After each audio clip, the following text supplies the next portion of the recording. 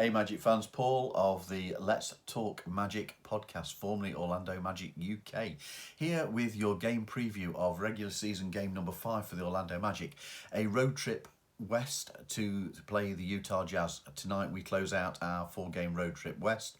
A win would see us take a 2-2 record on this trip, which is quite a positive step if we can achieve that.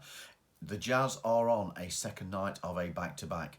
UK tip time is 1 a.m. In Orlando, that's 9 p.m. for our friends over there, and 7 p.m. local in Salt Lake City for the game. So to watch here in the UK, you are going to need an active NBA League Pass subscription. Going to talk about the Orlando Magic first. Our season record stands at 2-2 at this moment in time, and we are tied in the Eastern Conference standings 4th through 7th. There are 4 teams all on a 2-2 record.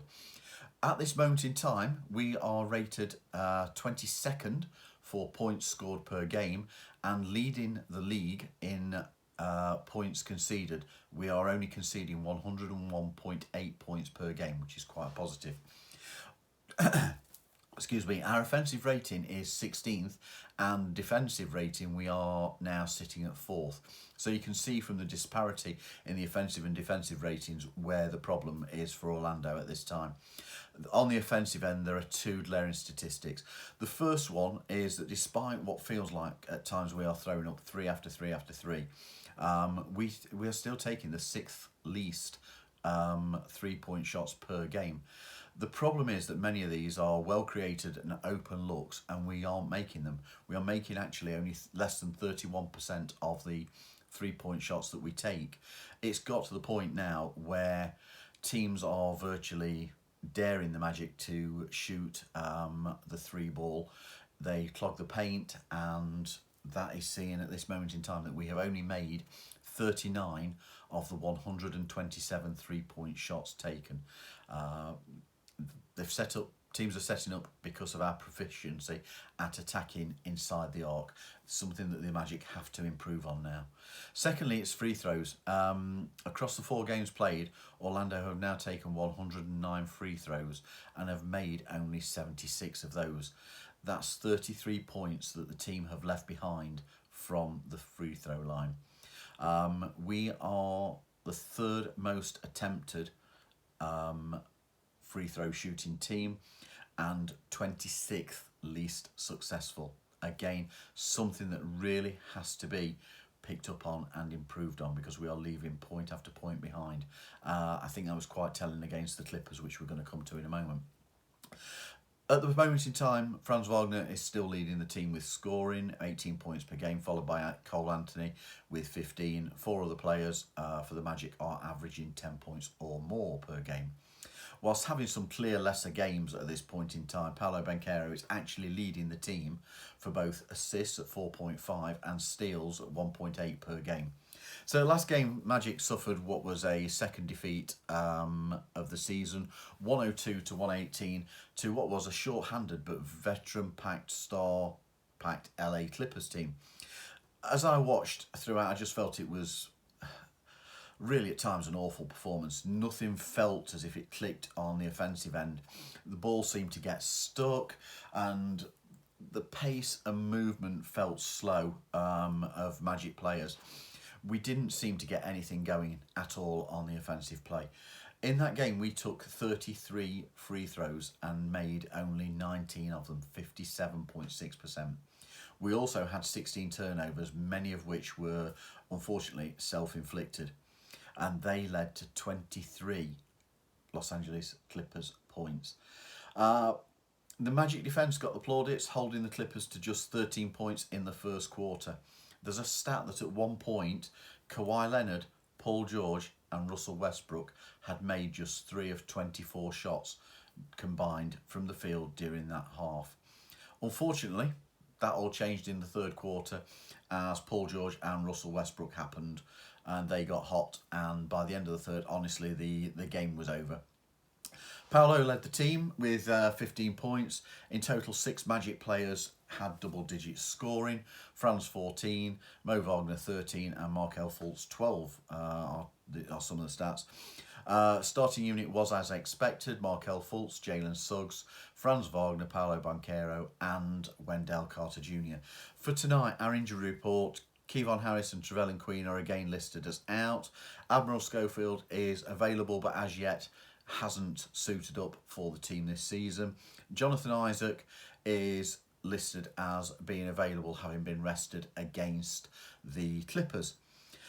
Expect our starting unit to remain as it was: Markel, Jalen, Franz, Paolo and Wendell.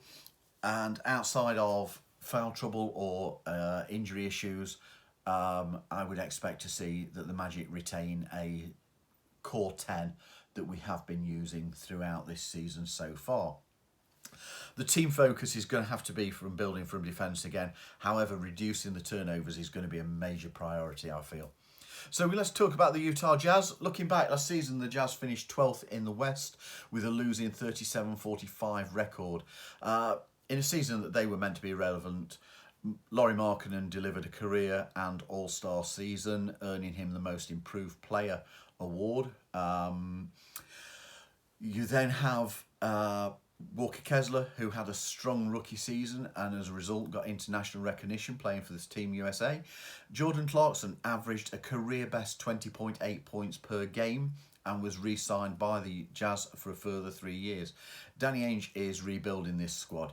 John Collins, Omer Yurtseven were picked up over the summer, and a hugely productive night at the draft brought in Taylor Hendricks, Bryce Sensabaugh at 9 and 28, along with guard Keontae George at 16. So far, interestingly, only Keontae George has featured for the team regularly.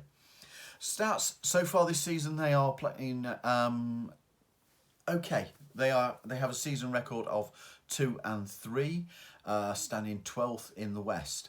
Points per game, they rate 11th, scoring 114.6, and against, they are conceding. They are 25th in the league, conceding 118.6 points.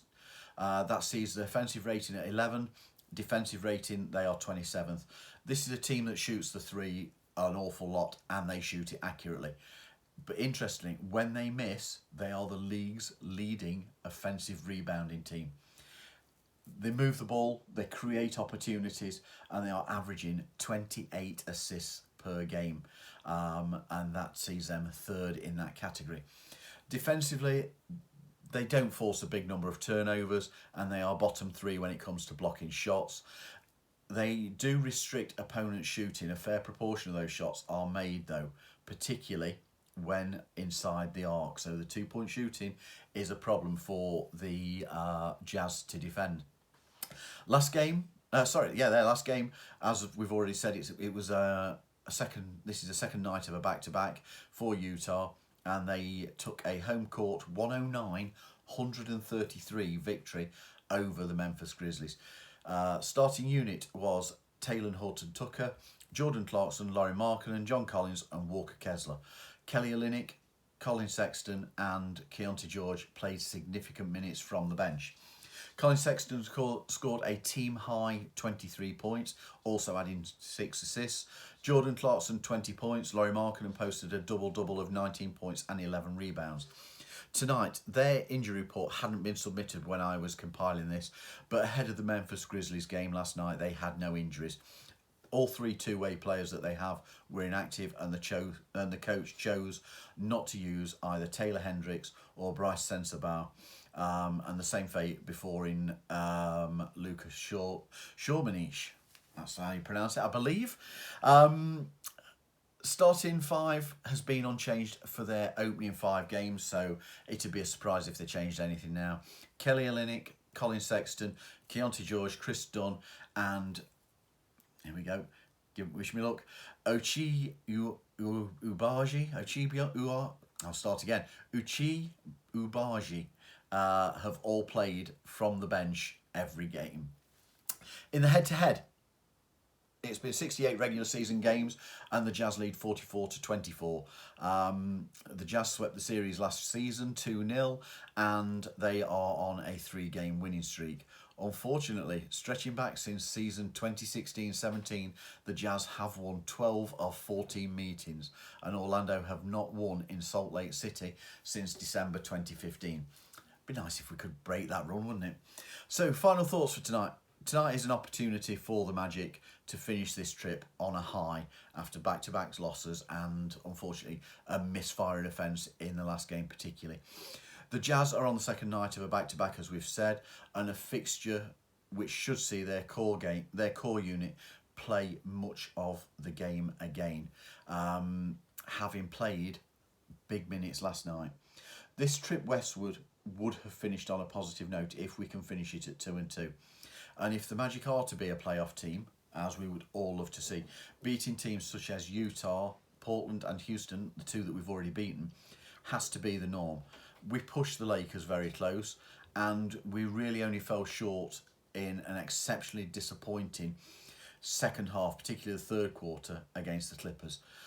The Jazz are still a talented but rebuilding team, and this won't be an easy game. Their defence has been poor, but on attack they can hit shots freely. But for me, I still think this one's winnable. And one final thing to note about the Jazz, something that potentially the Magic can capitalise on. They do turn the ball over, so the opportunity will be present for Orlando to get additional possessions and scoring. It's a game that could provide a much needed confidence boost for Orlando's misfiring offence. It could be one where we address some of those scoring struggles. So if you've enjoyed this preview, please give it a thumbs up, and more importantly, go Magic.